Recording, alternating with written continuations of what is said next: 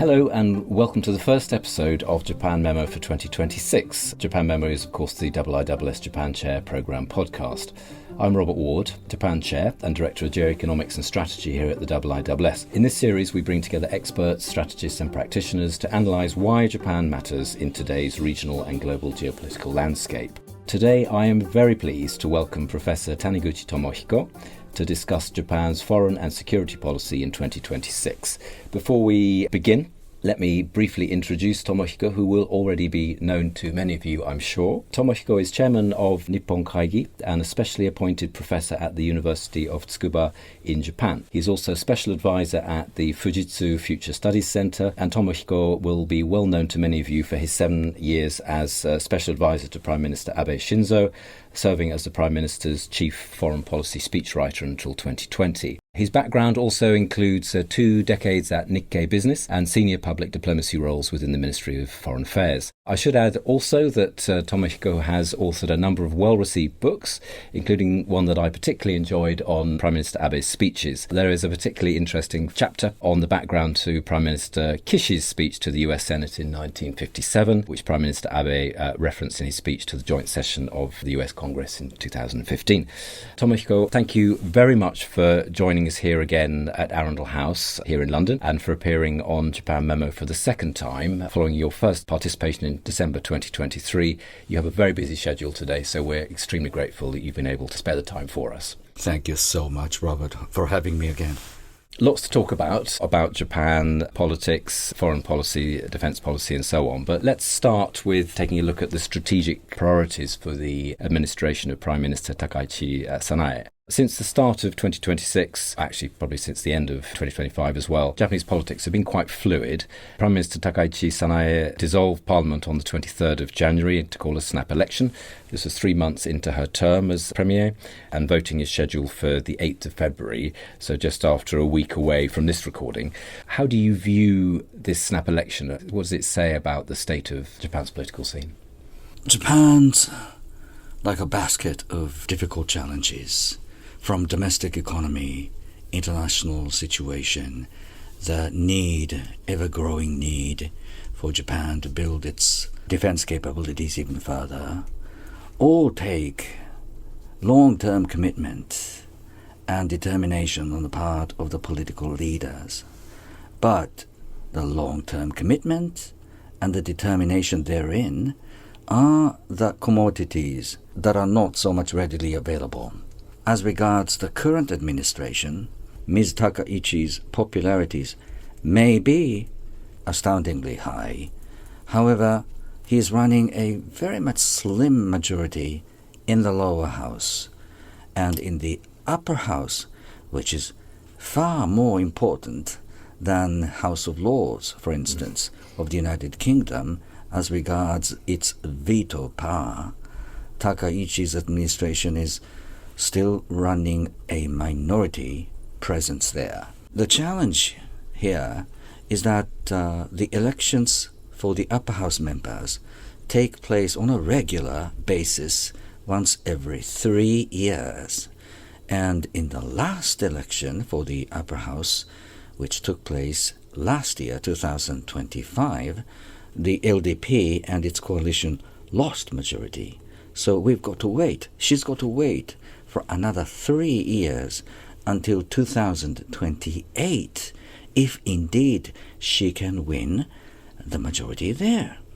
And given the fact that she is interested in, or rather determined, to revise the 9th article of the Japanese Constitution, which by definition should take at least more than 2/3 majorities in both houses, she must spend the next 3 years further developing her own political capital.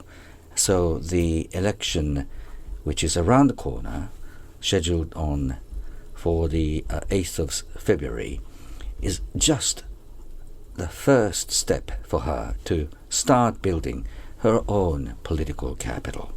Even that is a challenge because all of a sudden, as you say, Japan's political situation is in a fluid situation because all of a sudden an unlikely combination between the center-left party of the Constitutional Democratic Party of Japan and a party called Komeito, which had until very much recently been a long-standing coalition partner for the LDP, chose to merge with each other, and they have created a new party calling themselves a centrist party, dubbing Takaichi's administration and the LDP that she leads is center-right party.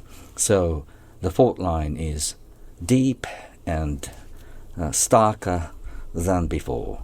And that fault line also has to do with a generational divide, for the reasons that Takaichi's popularities are noticeably higher in the age brackets of the 20s, 30s, and 40s, whereas in the case of the Komeito, the quasi-religious party, which is not part of the new centrist party, has got a huge number of supporters who are, notwithstanding, nonetheless, senior citizens in their probably 60s, 70s, or even 80s. So the struggle between the incumbent and the opposition is also about a generational divide. Interesting. I like the way you frame Japan as sort of basket of difficult challenges, and Prime Minister Takaichi, she's had a very full intro since she assumed office in October last year, domestically, but also obviously in foreign policy terms. What impact do you think this election will have on Japan's foreign and defence policy in 2026? Precisely because she is determined to build her own political capital, which she hopes is going to be translated into more diplomatic capital. The biggest challenge for Japan today, tomorrow, going forward, is how to deal with China, the biggest trading partner, biggest invest destination, and biggest military presence in the region and across the globe. Any nation cannot cope successfully with China without strength of its own. Strength derives from many sources: economic strength, political strength, diplomatic strength, and military strength, of course. And so those strengths cannot be built, once again, without your own political capital. So the first step for Takaichi, if successful, is to build that political capital with which she should seek other diplomatic agendas. I know in March, Takaichi is scheduled to fly to Washington, D.C. to meet Donald Trump in anticipation for a dialogue that should be done prior to Donald Trump making a very much important visit himself to Beijing to perhaps, in his own term, make a big deal between so-called G2 countries. She's, I would imagine, determined to tell Donald Trump the importance of Taiwan, the importance of strategic space that Japan needs, the importance of the continued U.S. commitment in the region. In order for these messages to be delivered successfully to Donald Trump, it's like a circular argument. She needs big political capital behind her. If she has not won the upcoming elections, Donald Trump may have a second thought about Takaichi. This woman has turned out to be weaker than I thought she would be. That's not something that she wants to have. It's always a circular argument. You need a strong economy, which takes long-term commitment of the Japanese government, and the long-term commitment is made possible only by securing a handsome majority behind the political leader. You mentioned that Japan needs to sort of build its own strength, and you mentioned military strength as well. Obviously, with the caveat, we don't know what the general election is going to bring. Mm-hmm. But when she took office, Takaichi-san sort of set out quite an ambitious program of reforming, continuing, accelerating Japan's defence reforms. What caught my eye was the speed that she wants to revise the national security strategy and related documents by the end of this year. Obviously, it's a sort of speculation, but what would you expect these new strategies to entail? Where do you think she'll focus? She has already made a number of references to what sort of security policies would be desirable for Japan in coming years. And she specified the growing need for Japan to develop its own intelligence gathering, intelligence and analyzing capabilities.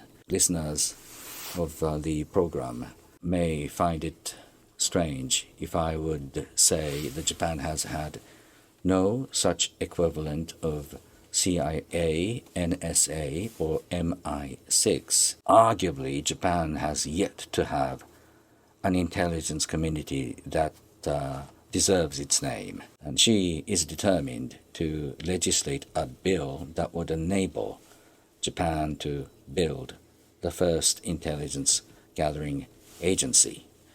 So that's going to play a fundamentally important role for Japan to have any sort of military strategies or operational tactics.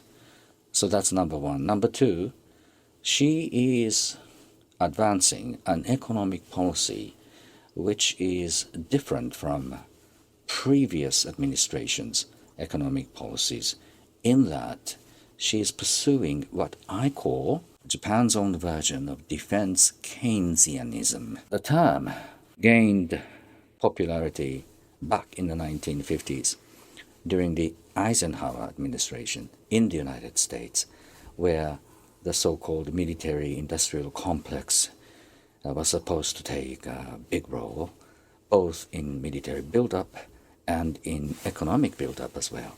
So Ms. Takaichi is pushing the same agenda, giving more space for defense industries and furthering collaboration between academia and defense industries. She's also looking into new areas like AI or outer space and so on and so forth. All should take, again, long-term commitment in developing cutting-edge technologies and in further collaborations, successful collaborations with other like-minded nations, certainly including the UK, but also countries like Israel and the United States.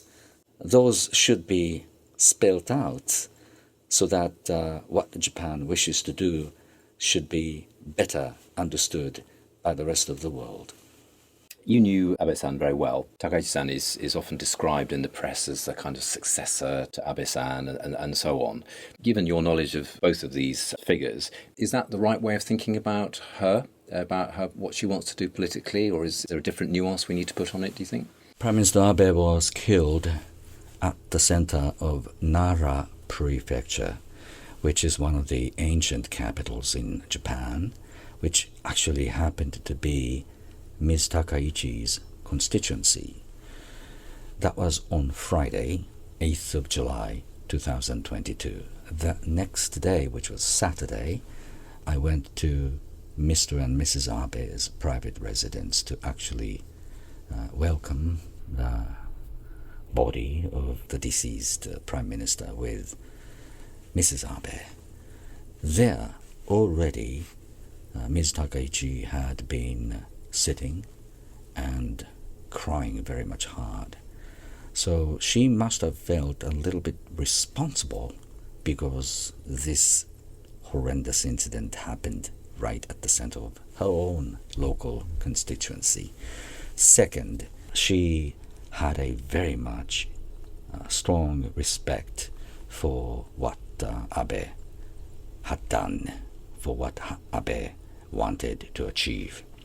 So those are the facts that I could cite. However, to call the relationship a mentor, disciple, or protege relationship is a little bit overdone because they belong to a similar class. There is no such big discrepancy between the experiences of Abe as a politician and experiences of Takaichi as a member of the LDP, legislative member of the LDP. Plus, Takaichi has not been the kind of person who easily socializes with her colleagues, including Shinzo Abe. So I doubt if there has been any single occasion when Abe and Takaichi dined together in a cordial, relaxed fashion. They didn't drink alcohol. Abe, because of his chronic illness, didn't drink much. Takaichi, when young, was known to be a heavy drinker.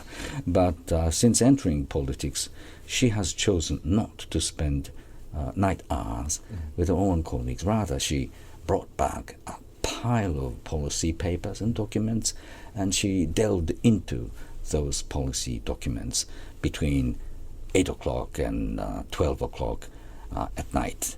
So, yes, there's therefore was a unique relationship. Mutual respect was the bond, but there weren't much socialized experiences. Takaichi-san taking her papers back home and reading them sounds very similar to Margaret Thatcher, obviously her heroine, when she was Prime Minister in the 1980s. The sort of compare and contrast with Margaret Thatcher would be perhaps the subject of another podcast at some point. Right. You mentioned Takaichi-san's scheduled plan to go to DC, Washington, in March, assuming obviously she wins the election, which brings us to the fundamental importance for Japanese of the US-Japan security alliance, the sort of foundation, I suppose, of Japan's foreign and security policy. As Japan-China relations have deteriorated since late 2025, and I have some questions a bit later on that in particular. The way in which Takaichi-san manages the alliance with the US will obviously be particularly important. But at the same time, US, as you said earlier, US-China relations are also a bit of an unknown at the moment. And then we've got the US National Security Strategy, which was published end of last year, and we've got the US National Defense Strategy, which has just been published. Both of these place a strong emphasis on the Western Hemisphere, while emphasizing economic competition with China. So given all of this, how do you think that US policy will affect Japan's foreign and security policy this year?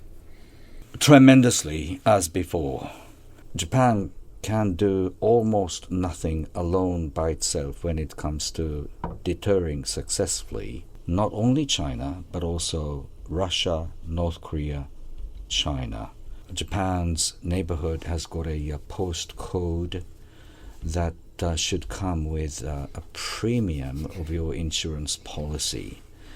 And that premium has gotten even more expensive than before, with China becoming bigger still.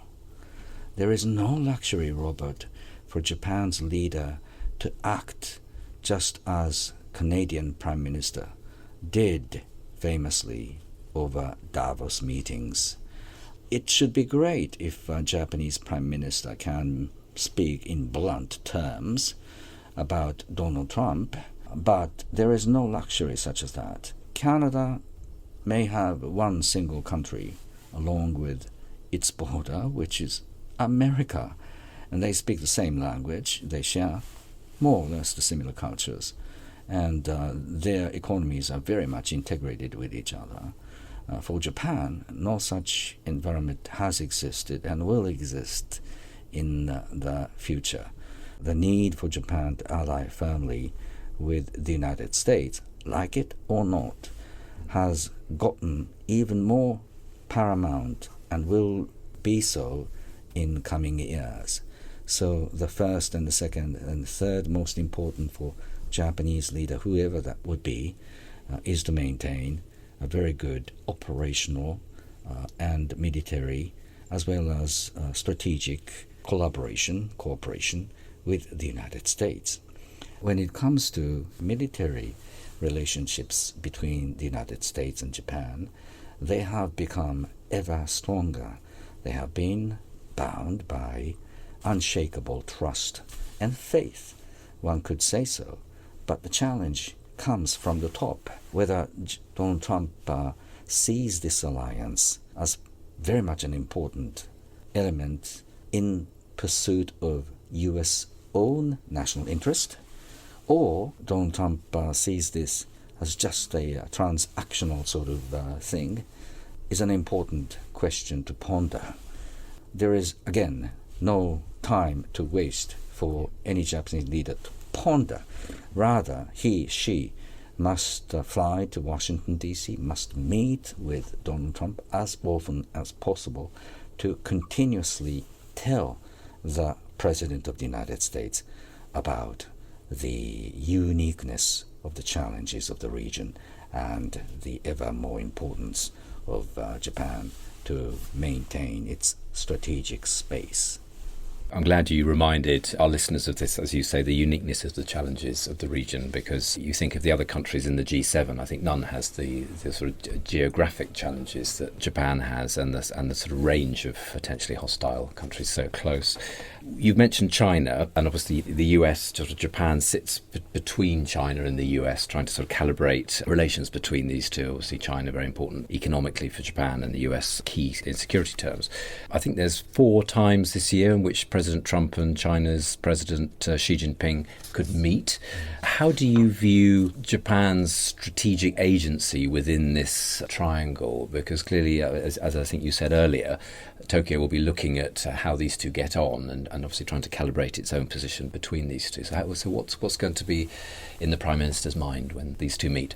I think it's very much important for any Japanese leader, Prime Minister Takaichi, of course, certainly included, to continue to remind the United States President of the strategic salience that Japan can only provide to the United States. I should remind the listeners that Japan is still host to the biggest forward deployed forces of the United States. If one can imagine, were it not for Japan's hosting of U.S. presence, of U.S. military, the United States could not claim at all that the United States is a residential power in the Indo-Pacific region. Yes, they've got a presence, military presence, in the Korean Peninsula, South Korea. Yes, they are bringing back their forces to the Philippines, and Australia has always been a staunch ally to the United States. But if you look at the most contested areas, including Taiwan and the region around Taiwan, Japan still is the best place for U.S. forward deployed forces to provide deterrence, commitment, and political will across the region. President Trump does understand this, but occasionally he needs to be reminded directly of this by the leader of Japan. So Ms. Takaichi, when she flies to Washington, D.C. in March, supposing then Ms. Takaichi will still be Japan's Prime Minister, she's got to hammer out this imperative, this fact, again to Donald Trump. So the US is one focus of hers, as you've been saying, but Europe is also important for Japan in a variety of ways, and Japan's been for a while now seeking to deepen its strategic partnerships with European countries, and of course the UK Prime Minister Keir Starmer is due to visit Japan in a couple of days' time. Do you see continuity in how Japan will approach its European partners, or do you see any changes coming given all the other sort of stresses in the Indo-Pacific? The salience of Japan's commitment, continued commitment in helping Ukraine not to lose the war, if not win the war, areas such as sweeping mines and post-war development, Takaichi should remind European leaders whenever, wherever possible, that Japan is ready and willing to provide those assets to Ukraine and to Europe. Of course, in cooperation with European member nations. So that's one. The other thing is to recall the values that UK Navy provided of late to Japan and to the region. The dispatch of HMS Prince of Wales and its battle force carried a very much important signaling effect to the region and to the collective psyche of the Japanese, may I say. Japan is sitting or floating on the periphery of Eurasian landmass, that's been dominated by those nuclear-armed authoritarian regimes. Sometimes it's very much necessary for Japan to reassure itself that it's not alone. It's got many friends. It's got many partners in addition to the United States. And the maritime massive presence of HMS Prince of Wales and its battle force served that purpose, perhaps much, much better than many in the UK might have assumed. And when it comes to dispatching the force, it'll be costly, but not so much costly compared to the cost you need to pay, even if those ships are in the home ports, because sailors must be paid and ships must be fueled. So rather than putting those vessels and ships in Portsmouth and so on, you should better send your assets abroad. Now, Japan and United Kingdom have been bound by what's called Hiroshima Accord, which I have to say should be much, much better known, both to Japanese people and to the people in Britain. And that's an agreement which will enable future, deeper collaborations militarily between these nations. And that's taken a lot of effort on the part of the Japanese and British governments. If you ask Julia Longbottom, who is UK ambassador in Japan, and ask what has made her proud about the achievements, that she should count Hiroshima Accord as number one achievement, because under that framework, the UK battle force would operate near Japan with full expectation that their assets would be covered entirely by Japanese self-defense forces. And that is something that was made available only by the legislative bills that Shinzo Abe passed in 2015. Which is a nice segue into thinking about China. As you said, one of the biggest challenges for Japan. Abe Shinzo was in many ways sort of very prescient on China, recognising the challenges to the region from China well ahead of other big economies. I was also struck by his comment in his book, Utsukushi Kunye, the Kitemo Kirenai Kankei, that he said the sort of Japan-China relations are inseverable. But if we fast forward, 20 years actually now, isn't it, since the book was published, Japan-China relations are now in quite a difficult spot, particularly since November 2025, when Prime Minister Takaichi was talking about Taiwan and Japanese right to collective self-defense. For our listeners, could you give a bit of context for what the Prime Minister said? Because I think the reporting of this has not been entirely accurate in some of the press. Prime Minister Takaichi did not say what she said voluntarily at her own will. She had to answer a number of questions from the opposition party. Mr. Okada was the name of the person who questioned. The question was, what if Taiwan has a contingency? What should Japan do? To make a long exchange of questions and answers short, she ended up saying, if Chinese use brute military force, like dispatching battleship to the region, then it would likely be a situation of survival threatening situation for Japan. What is this survival threatening situation? It would enable Japan to work not with Taiwan, this is an important point, but with the US forces that are likely to be already involved in the scenario, in the contingency. So you've got a Taiwan situation that has involved Chinese forces. Then, in response, the United States is supposedly already involved.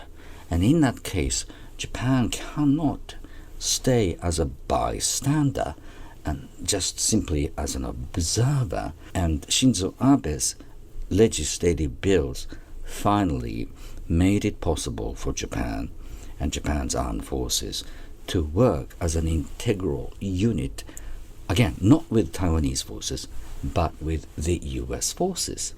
It's technically very much complex sort of situation. It takes a lot of effort to explain what I have just said. The media did not make an elaborate sort of explanation about this. So the title was, Japan said it would come to get involved in the Taiwan contingency. And so the Chinese took advantage of that and said a number of things that Japan is making a false assertion, despite the fact that Japan's pledge has been to recognize what China says about the so-called One China policy. They went further to argue that Japan is a revisionist power. Japan is trying to revise the post-declaration regime.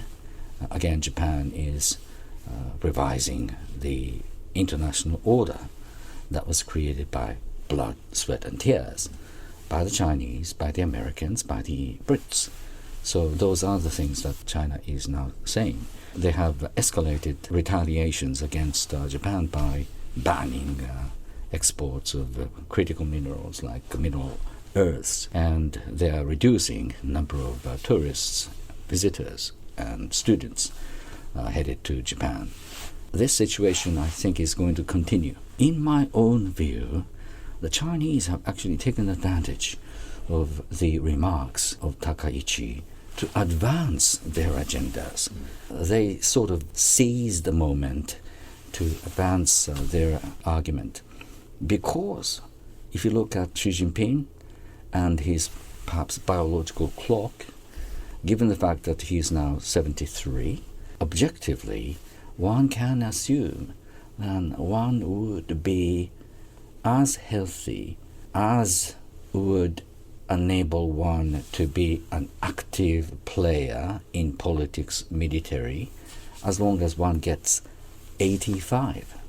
So the window we are now looking would be 12 years between now and the time that Mr. Xi gets 85. The longer the time spent, the more desperate one can assume Mr. Xi would be, because time is running out for him to really achieve the most important part of his China's dream, namely Taiwan, or bringing back Taiwan into China's territory. The next 12 years, in my view, would be very much important for Japan, not in terms of Japan's post-war history, but I would say it would be the most important, critically important point for Japan's long history. The Japanese have been a proud bunch of people because they chose to be an outlier in the Sino-centric civilization. So the Chinese long looked down upon Japan. Japan was a beast. Interestingly, people in Japan were actually happy about being looked down upon by the Chinese. And so that's been a core of what they thought what's made Japan, Japan. And so given that context, the next 12 years, Robert, are going to be very much important. So I would very much hope that Japan's political leader could provide long-term commitment with which Japan could survive the next 12 years, which is actually a short period of time. So far, since November, my sense is that the Japanese government has decided on strategic patience. Obviously, China, its reaction has been shrill. We've had the Chinese radar incident locking on Japanese fighter jets, and then economic coercion as well. So Japan's been sort of strategic patience, I think, is the best way to describe it. Is that a long-term strategy? I mean, how do you see the Japanese-Chinese relations evolving? You mentioned this 12-year window, which, as you rightly say, is actually pretty short. Are we now in a different era of Japan-China relations? The answer to your question, Robert, cannot be answered without taking into consideration what's happening in China, what's happening especially to this single individual of Xi Jinping. And on that point, there is no way for anyone to say clearly what is going on in China. So what Japan should and could do is to do its own utmost in terms of diversifying supply chains of critical minerals, and in terms of reshoring some of the activities from China to Japan, and in terms of developing critical scientific developments, AI, quantum, you name it, with a maximum amount of collaborations between and among like-minded countries. Therein comes, again, an importance of the UK, because there must be a great area of collaborations in developing cutting-edge technologies between the UK and Japan. So strategic patience, as you correctly described, will be the key factor for many, many years to come. At the same time, now is the time for Japan to heighten the alert level vis-a-vis China. Foreign Ministry of Japan gives a rating to a country in question. For instance, India has a heightened alert level because of its societal unrest in the peripheral areas. Israel is a country that the Foreign Ministry discourages people from going, but there is no such alarm when it comes to China. Still, in China, a huge number of Japanese expatriates and their family members are living in very much a precarious environment. For the moment, as a cautious first step, government should encourage Japanese business entities to not take members of the family, like children, women, to China as members of the expatriate family. So that's one quick way to reduce risk. But the challenge will remain. Honda, Nissan, Toyota, all household brand name companies are still running huge operations, big operations in the United States. No Japanese leader could easily say to the Japanese businesses that we're not going to do business at all in China. How to strike a very much subtle balance without kowtowing to China, but also maintaining good Japanese business presence in China, whereas also at the same time building Japan's own deterrence capabilities. Well, it's a very much difficult balance to be cut. And again, in order for any Japanese leader to strike that kind of difficult balance, she needs a big political capital. Striking that balance is an issue that a lot of European countries are also facing, of course. And the UK Prime Minister Starmer, he was in Beijing just now, and given how the disparity in size of economy between, say, China and the UK, it's a very difficult one to strike with confidence. Indeed.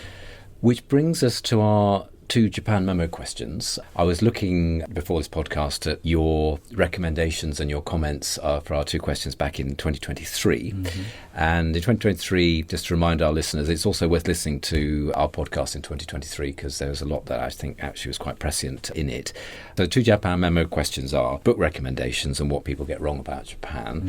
The book recommendations, 2023, you gave us some wonderful recommendations, including books by Fukuzawa Yukichi, the then Crown Prince Naruhito, obviously now Emperor, and Ian Buruma, and then there's a book on Mishima Yukio as well. So with great interest, I await your recommendation for listeners this time. I would recommend a book entitled Friendship Across the Seas, the U.S. Navy and the Japan Maritime Self-Defense Force, authored by Agawa, surname Naoyuki, first name Agawa Naoyuki. Agawa-san was a long-time friend of mine, and I liked the way he puts in style some of the technically very much difficult issues about the U.S.-Japan relationship. Seen from the European perspective, many listening to this podcast might have scratched their heads as to why the relationship between the United States and Japan, notwithstanding tense, bitter, harsh memories of the past, has been this good. And this book is the best source from which you could understand how much effort was done on both sides, especially on U.S. Navy and the Japanese Maritime Self-Defense Force, to build almost from scratch the Japanese Maritime Self-Defense Force. At the bottom of U.S.-Japan alliance relationship has always been this trusted friendship backed by faith from service personnel of the United States and Japan. So that's an area that deserves to be looked at again and again whenever tense period comes to the bilateral relationship. By reading this book, you could say, we've been there, we have done this, we have been seasoned allies, we have weathered many difficult challenges. In that sense, I would recommend this book. And the dispatch of HMS Prince of Wales and its battle force to Japan fits nicely into this same context, because the name carries weight, doesn't it? Shortly after Japan's Pearl Harbor attack, then the brand new cutting-edge battleship of the same name, Prince of Wales, was sunk by the Japanese air fighters and bombers. And on its way back to the UK, there was a commemoration conducted jointly by Royal Navy and the Japanese Maritime Self-Defense Force on the spot where the battleship Prince of Wales sank in December 1941. So the UK and Japan have come a long way. The bilateral relationship was colored for many, many years by the memories of bitter past. Those days are over, thankfully, for the effort provided by both British people and the Japanese for reconciliation and rapprochement. The friendship created by the bitter memories, tense past, ironically can be stronger. So that's something that one could learn from this book, and I hope that applies also to the UK-Japan relationship. This book, I think, is available on open source publishing as well, so very accessible to everyone. I've just downloaded it to my e-reader as well on your recommendation, so I look forward to reading it. And our second question is what people get wrong about Japan. And as I said, I was listening to what you said in 2023. Again, quite prescient, because you were talking about the tourism industry and how what actually Japan has got this reputation as being really expensive, but actually it isn't. And you made the absolutely spot-on point about how inbound tourism potentially is a very good source of revenue and economic dynamism for the remoter areas of Japan. So that, I thought, given the developments on tourism since then, was an interesting point. And you also, and this comes back to your point on Japan, UK, Japan, US relations just now, you talked about trust. And you said the other thing that people get wrong about Japan is that it has no friends. And you were talking about, actually, if you look at Japan's relations with a lot of Asian countries, particularly in Southeast Asia, you see Japan has very high trust. So I thought those two actually were pretty prescient given what's happened in the 2 or 3 years since we did the podcast. I wonder, do you have any update on what people get wrong about Japan for this time? Japan's not an immigrant society. Technically, that's still the case, but its doors are actually relatively wide open. And the fact that the doors have been relatively wider open has been a source of debate of the recent past.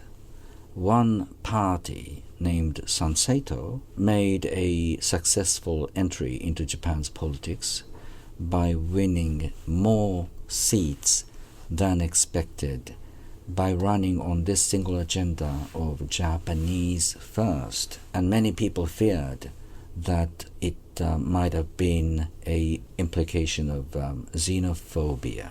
I wouldn't disagree with that, although I would say it's a little bit overdone. The simple fact is Sanseito itself seems to be in trouble of projecting its own image, defining who they are. Setting that apart, there is a growing number of foreign-born residents in Japan, and I think now has come the time for Japan to closely look at who is coming from where, to which region, and so on and so forth, because immigration is a phenomenon that spreads equally across the nation. There are concentrated spots and concentrated population that could cause a source of social nuisance and challenges, which then would be magnified by social network and become a source of concerns for many. One thing that I would like your listeners to understand is that when it comes to foreigners, the biggest groups of foreigners are the Chinese, the Filipinos, and Vietnamese. And certainly the biggest group, obviously, is Chinese. And that's a difficult question, once again, for Japan to handle. I know, in my own experiences, that people from China, especially students from China, are diligent, hard-working, well-disciplined group of people. That is true. But at the same time, one must be careful, cautious about the fact that there may be a growing number of people from China that are directly or indirectly associated with the party. Because we're looking at the Chinese Communist Party as a next-door neighbor, and this party distinguishes itself from other Leninist Marxist parties in the sense they have developed that the most advanced face tracking, human tracing mechanisms. So in my own view, the Chinese Communist Party is the largest HR department that humans have ever had. No Chinese student, with or without Chinese Communist Party's relationship, cannot escape surveillance from the party, from the embassy. So it's a unique source of foreigners, and that makes up almost 1/3 of registered foreigners in Japan. So to say that Japan should embrace more and even more people from abroad is one thing, but to look carefully into who is quite another. And there is no screening process. There is no question to be asked. I think that sort of nonchalant approach is the one that people in Japan should look at again with this reality in mind. Tomohiko Sensei, that was a fantastic session. So grateful for you for joining us today and sharing your insights. We covered a lot of ground, so thank you so much. Please do follow Tomohiko on social media. I follow you on LinkedIn, and I'm always particularly interested in your critique of people's speeches, given your superlative record yourself as a speech writer. And so I've always enjoyed your thoughts and your ability to look at the English language and to think about cadence and order of words and so on. So I highly recommend your LinkedIn Thank you feed. very much. Don't flatter me. Well, as a native speaker, I'm also learning from you, so one needs to keep open-minded and keep learning. Tomohiko is on LinkedIn, so please do follow him there, and the details of that will be in the show note. And thank you also to our listeners, as always, for tuning in to another episode of Japan Memo. If you've got any comments or feedback, please get in touch with us at our email, which is japanchair, which is all one word, at iiss.org. And if you enjoyed this episode, please consider subscribing on your preferred podcast platform. For more analysis on Japan and regional security issues, I also encourage you to explore the work of the Japan Chair Programme and the IISS more broadly, which is on our website.